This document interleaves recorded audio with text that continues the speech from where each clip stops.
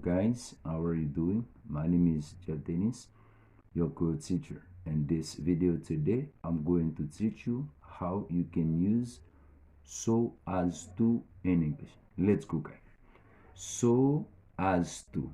So as to is used to express the purpose of an action.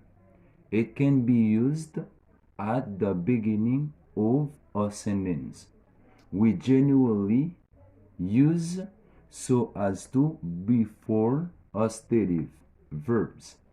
Let's see some example. Example A, you must have always in so as to like study English. Number B, I will do my best so as to teach you English. Number C, we must burn more wood so as not to be cold. Okay, why not let me translate en créole. Pour moi capable de créole. So as to veut dire afin de. Yo di yo utiliser so as to pour exprimer yon objectif de yon action. Lem di purpose, veut dire objectif de yon action.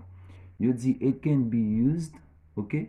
Yo di yo capable utiliser at the beginning of a sentence. Yo di yo utiliser li tout nan commencement yon phrase.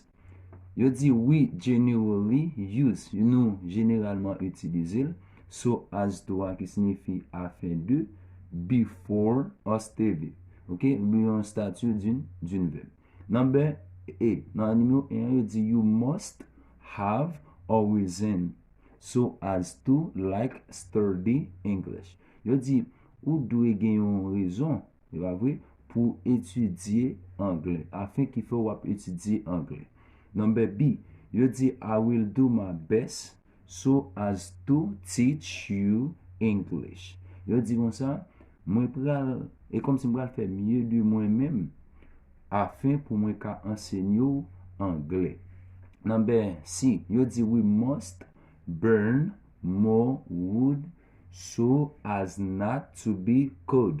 You di comme ça, nous devons brûler plus bois pour nous pas fret, ok?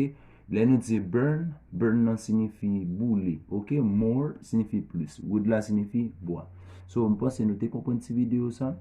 Si tu as aimé, regardez plus vidéos, pas oublier abonner à la chaîne là et like page là. Donc nous allons retourner pour encore quelques petits vocabulaire ou bien pas de connaître. Là dit purpose, il veut dire qui ça? Il veut dire objectif, ok?